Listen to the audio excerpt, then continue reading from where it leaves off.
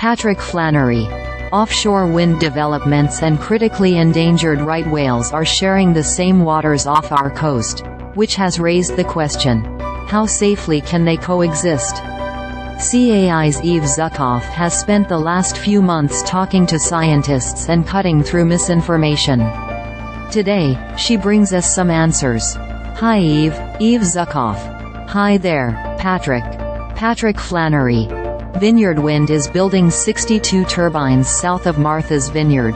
Each stands as tall as the Eiffel Tower. There are more projects to come.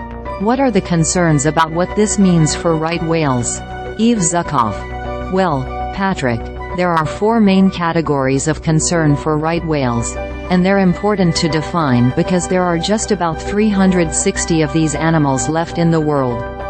The first concern points to the fact that wherever offshore wind farms are being built and maintained, there will be more boats in the water, which increases the chances of a ship strike, or collision between a boat and whale.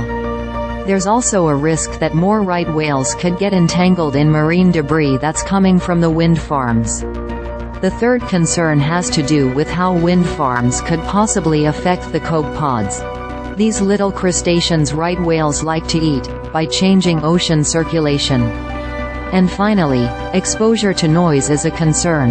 The concerns have a bit less to do with what happens once wind farms are built because right whales are incredibly used to a loud ocean.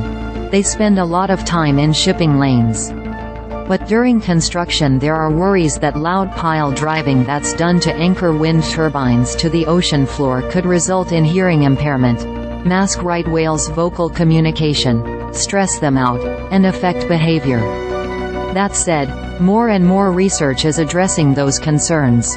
I talked to a professor from the University of Rhode Island who said whales will often swim away from loud sounds, but the worst-case scenario is that a loud sound could create temporary hearing loss.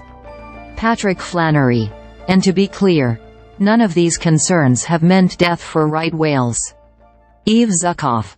Correct. NOAA has said, there are no known links between large whale deaths and ongoing offshore wind activities. That's true even as the bigger projects like South Fork Wind and Block Island Wind have finished construction, and Vineyard Wind is a year and change into building. Patrick Flanary. So researchers are working to fully understand the risks, but meanwhile, misinformation about offshore wind killing right whales has run rampant online. Tell us about that, Eve Zuckoff.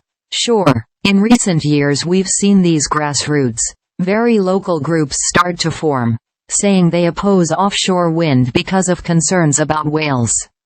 One of the more local groups would be Nantucket Residents for Whales, formerly Nantucket Residents Against Turbines.